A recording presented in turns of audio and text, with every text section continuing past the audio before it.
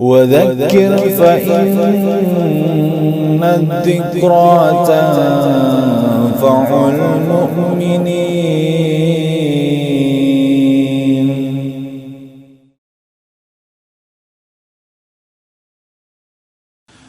Bismillah wassalatu wassalamu ala Rasulillah sallallahu alaihi wasallam. Ayyuhal ikhwan fiddin rahimani wa rahimakumullah. Pada kesempatan yang baik ini marilah kita kembali sama-sama membaca, mempelajari dan memahami di antara hadis-hadis Nabi sallallahu alaihi wasallam yang pernah beliau sampaikan untuk kita. Karena di dalam hadis-hadis ini banyak sekali pelajaran-pelajaran yang sangat bernilai untuk kita, baik dalam kehidupan dunia atau nanti di hari kiamat. Dan juga kita mempelajari, memahami hadis-hadis Nabi dan berusaha untuk mengamalkan nanti itu dalam rangka bentuk kecintaan kita kepada beliau. Yang mudah-mudahan ini semua akan mendatangkan kebaikan untuk kita di dunia dan kelak nanti di hari kiamat insyaallah. Adapun hadis yang sama-sama kita akan baca dan pelajari ini adalah sebuah hadis yang diriwayatkan oleh Imam Bukhari dan Muslim dan diriwayatkan dari sahabat Nabi yaitu Abu Hurairah. Dan hadis ini adalah merupakan hadis qudsi karena di dalamnya terdapat firman Allah yang tidak terdapat dalam ayat Al-Quran.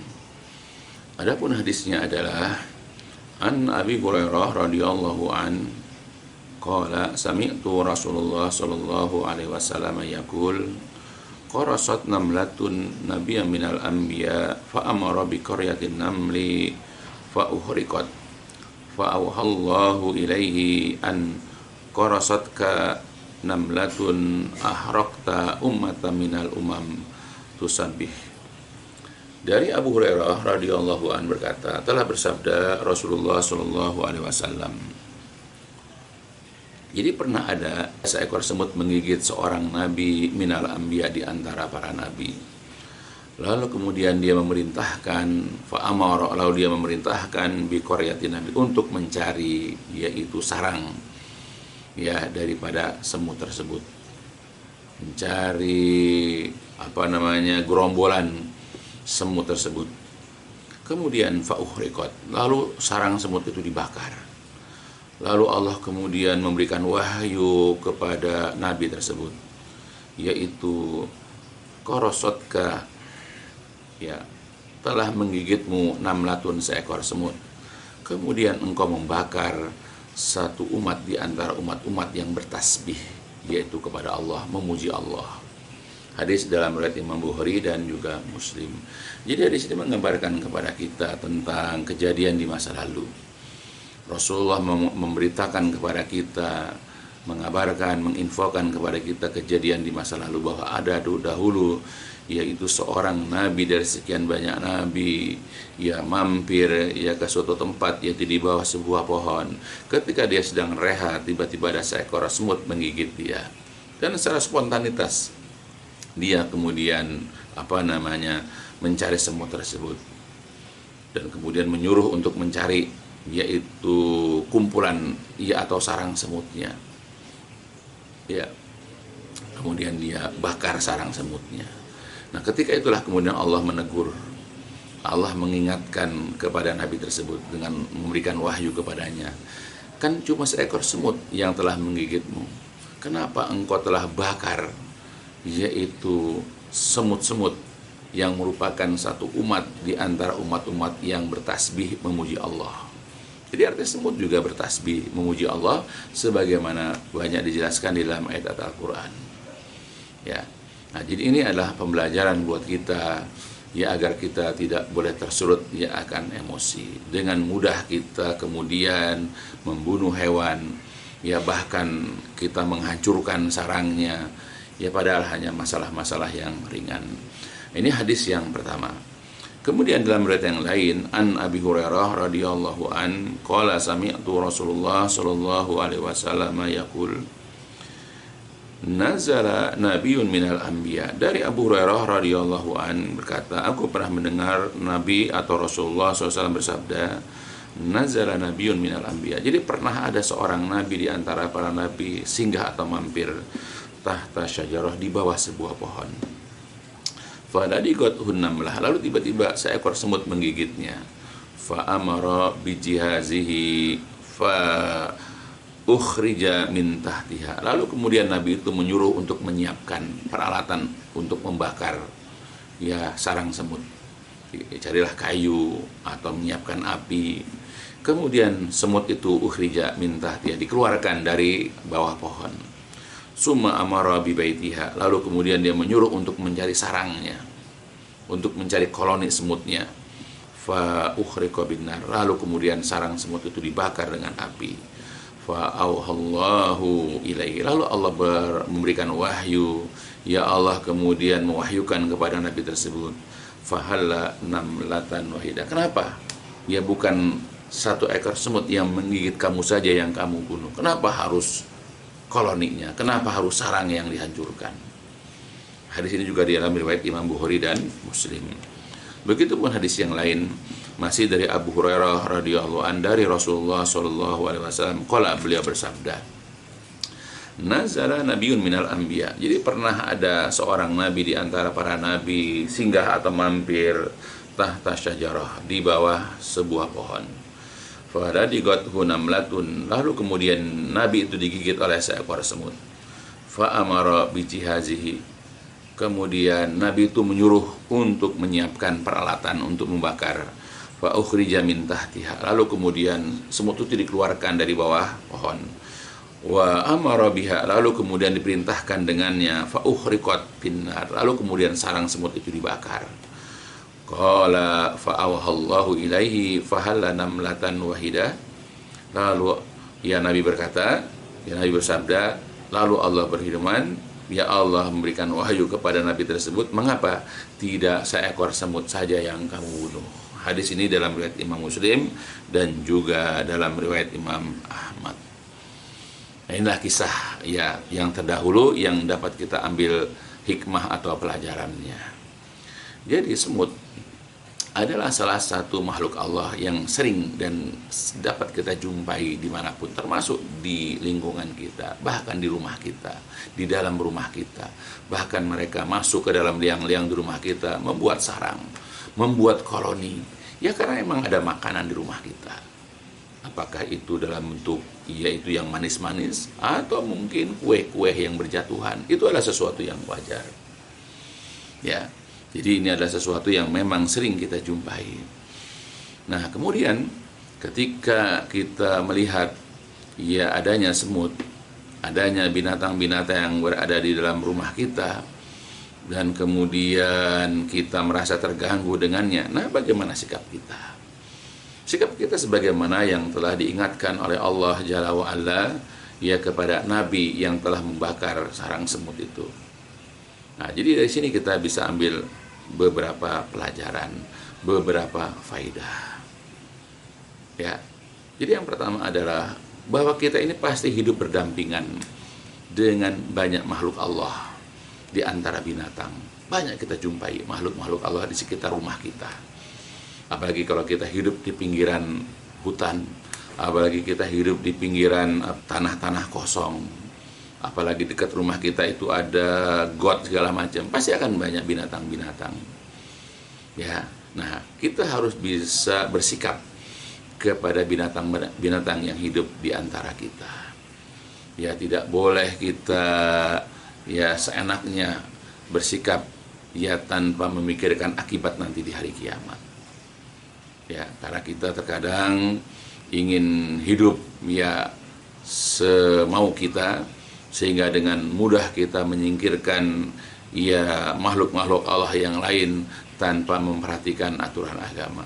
Adapun memang kalau binatang-binatang yang dibolehkan bahkan dianjurkan untuk dibunuh tidak mengapa. Ya, kita hidup berdampingan, ada tikus, ada kecoa, banyak nyamuk. Kalau itu memang binatang itu berbahaya buat kita, mengganggu kita, ya dan memang diperintahkan untuk membunuhnya seperti cicak, gak masalah. Kita bunuh dia. Ya, kita juga membunuh nyamuk karena memang ini adalah merupakan binatang yang berbahaya karena bisa menularkan penyakit. Begitu juga tikus, begitu juga kecoa.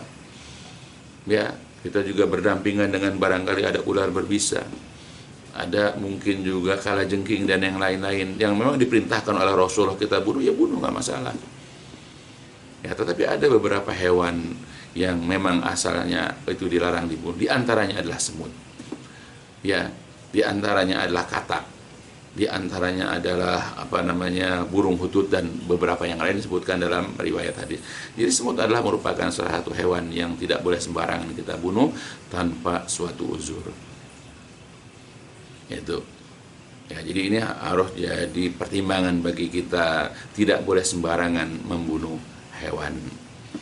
Ya, yang kedua, pada saat kita juga misalnya terganggu dengan kehadiran semut atau binatang-binatang yang pada dasarnya itu dilarang bagi kita untuk membunuh, seperti misalnya katak misalnya, ya kita usir saja, kita tangkap, kita buang aja ke sungai atau kita buang ke tempat yang banyak airnya, tanpa perlu kita membunuhnya. Ya, atau kalau semut misalnya sulit kita pindahkan, ya sederhana aja, kita usir dia ya dari tempat kita. Atau kalau memang sangat mengganggu, ya karena di rumah kita banyak anak-anak kecil yang kita khawatir digigit sehingga menimbulkan rasa sakit, tidak mengapa kita membunuhnya, tidak mengapa kita membasminya, ya, dan kemudian kita perbaiki rumah kita, yaitu liang-liang, lubang-lubang yang menjadi sarang semut, kita musnahkan, ya, kita tutup rapat-rapat misalnya. Adapun kita ketika membunuh semut itu tidak dilarang bagi kita, seperti Nabi yang diingatkan Allah itu dengan cara membakarnya. Karena dalam sebuah riwayat yang lain, Rasulullah Shallallahu Alaihi Wasallam ketika itu sedang berjalan, beliau melihat ada seekor burung kecil bersama dua anaknya. Kemudian sebahagian orang mengambil kedua anaknya itu. Kemudian induknya itu datang sambil mengepakkan kedua sayapnya, mencari-cari anaknya yang hilang itu. Kemudian Rasulullah mengingatkan, siapa yang membuat burung ini risau? Siapa yang membuat induk burung ini risau karena anaknya hilang atau anaknya diambil? Kembalikan anak burung ini kepadanya. Bayangkan, Rasul paham betul bagaimana kondisi seekor induk burung yang kehilangan anaknya. Dia khawatir anaknya mati karena kelaparan. Nah, kemudian juga dalam riwayat selanjutnya adalah, kemudian setelah itu beliau melihat sebuah sarang semut yang telah kami bakar. Beliau bertanya, siapakah yang telah membakar sarang semut ini? Kami menjawab, kami ya Rasulullah. Kemudian beliau bersabda, tidaklah sepantasnya ada yang menyiksa dengan cara ini kecuali Rabb pemilik api sendiri. La yu'adzibu bin nari illa rabbun nar. Tidak boleh menyiksa, tidak boleh menghukum, tidak boleh memusnahkan dengan api kecuali pemilik api. Jadi tidak boleh kita memusnahkan sarang semut dengan api. Ya, tidak boleh kita ini membunuh hewan itu dengan api. Ya, tidak boleh. Ya, berbeda dengan raket ya untuk membunuh ya katakanlah semut, untuk membunuh ya lalat, untuk membunuh nyamuk, karena itu bukan api, dia hanya setrum yang ketika dia terkena kaget dan kemudian terbakar. Jadi bukan dengan awalnya bakar, karena para ulama juga membolehkan tentang bagaimana membunuh ya serangga itu dengan raket listrik ya, sebagaimana dijelaskan oleh ya banyak pendapat ulama.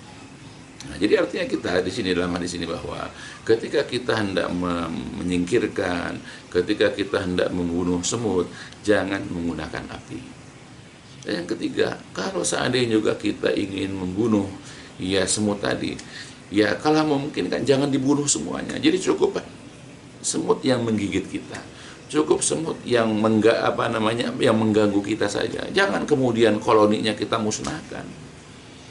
Karena mungkin ya di dalam semut ini banyak sekali kebaikannya yang kita tidak mengetahui. Ya, bahkan semut ini adalah menjadi judul surat ya di dalam Al-Qur'an. Ada surat An-Naml dan dikisahkan berkenaan dengan Nabi Sulaiman dengan rombongan koloni semut. Ya, itu menunjukkan keutamaan semut. Ya, maka kita juga belajarlah ya untuk hidup berdampingan dengan semut-semut, ya walaupun kita merasa jengkel, walaupun kita terkadang merasa kesal, ya kita tidak nyaman, tapi selama memang tidak terlalu mengganggu, tidak mengapa. Ya, atau kita sapu, kita singkirkan lah kalau memang betul-betul mengganggu. Nah, kecuali kalau udah memang betul sangat mengganggu, ya kita boleh membunuhnya dengan cara misalnya dengan semprotan serangga, ya, atau dengan kita pukul misalnya, dan yang lain-lain, kalau memang kita bermaksud untuk membunuh semut, asal jangan dengan dibakar. Ya. Nah, sedangkan faedah yang keempat yang harus kita juga pahami sebagai seorang muslim adalah kita ini tetap harus bersikap baik kepada makhluk Allah walaupun itu adalah hewan atau binatang. Ya, janganlah hanya gara-gara kita tidak suka kepada hewan, apalagi hewan itu mengganggu misalnya, lalu kita kemudian ya memusnahkan mereka dengan cara-cara yang tidak dibenarkan, misalnya dengan cara kita bakar. Ya, termasuk kita bunuh tikus dengan cara dibakar, kita bunuh kecoa dengan cara dibakar, kita bunuh apalagi hewan dengan cara disiksa, ya dengan cara seperti itu. Bunuh ya bunuh saja, tidak perlu kita bakar, karena apalagi kita tahu bahwa kita ini ya sudah diberitahu tidak boleh menyiksa, tidak boleh kita menghukum ya seseorang atau sesuatu itu dengan api, karena yang boleh itu hanyalah Allah pemilik api. Belajarlah hidup berdampingan dengan binatang-binatang yang ada di sekitar kita, ya, dan kita belajar memaklumi kondisi tersebut. Ya, makanya kalau kita ingin supaya rumah kita ini tidak menjadi sarang semut, ya harus rajin-rajin membersihkannya. Harus sering disapu, harus sering dipel, harus sering diberikan wewangian, sehingga hewan-hewan itu akan menyingkir dengan sendirinya. Jangan salahkan semut atau hewan-hewan yang lain ke rumah kalau rumah kita kotor, kalau rumah kita jorok, kalau rumah kita bau, atau sampah berserakan, atau kue-kue bekas makan itu kemudian berserakan, sehingga ya semut-semut berdatangan untuk mengambil remah-remahnya. Ya, jadi bersihkan diri kita. Apalagi juga di dalam sebuah hadis ya, Rasulullah juga pernah mengatakan, nazifu afniyatakum fa innal yahud la yunazifuna afniyatahum. Jadi bersihkanlah ya halaman-halaman rumah kalian, karena orang-orang Yahudi itu tidak pernah membersihkan halaman-halaman rumah. Bayangkan halaman rumah saja harus kita, apalagi dalam rumah. Sapu, bersihkan rumah-rumah kita sebaik-baiknya, sehingga dengan kita membersihkan, hewan-hewan tidak akan berada di rumah kita. Apakah itu semut, ya mungkin ada tapi tidak banyak, apalagi kecoa, ya apalagi nanti ada lipan, ya ada ada ular, ya atau ada tikus, ya pasti ya mereka itu tidak akan mau tinggal di rumah yang bersih. Ya, mereka itu mau tinggal karena banyak tempat-tempat mereka bersarang. Bersihkan rumah, bersihkan halaman rumah. Itu cara kita menjauhkan rumah kita dari hewan-hewan tersebut. Dan kalau juga ada, belajar hidup berdampingan dan tidak boleh berbuat zalim kepada mereka, ya semau kita. Ya, mudah-mudahan ini dapat memberikan faedah untuk kita, khususnya bagi kita yang memang kebetulan berdampingan hidup dengan mereka-mereka hewan-hewan yang diciptakan oleh Allah, apalagi mereka adalah merupakan umat yang juga bertasbih memuji Allah. Ya, mudah-mudahan dipahami sekali lagi, dan mudah-mudahan berfaedah untuk saya dan keluarga besar saya, dan juga untuk seluruh jamaah pengajian. InsyaAllah kita akan sambung lagi dalam pembahasan-pembahasan atau kajian-kajian berikutnya insyaallah. Dan dicukupkan sampai di sini. Walhamdulillahirrahmanirrahim. Subhanakallahumma wa bihamdika asyhadu an la ilaha illa anta astaghfiruka wa atubu ilaik. الدين النصيحة قلنا لمن يا رسول الله قال لله ولكتابه ولرسوله ولأئمة المسلمين وعمتهم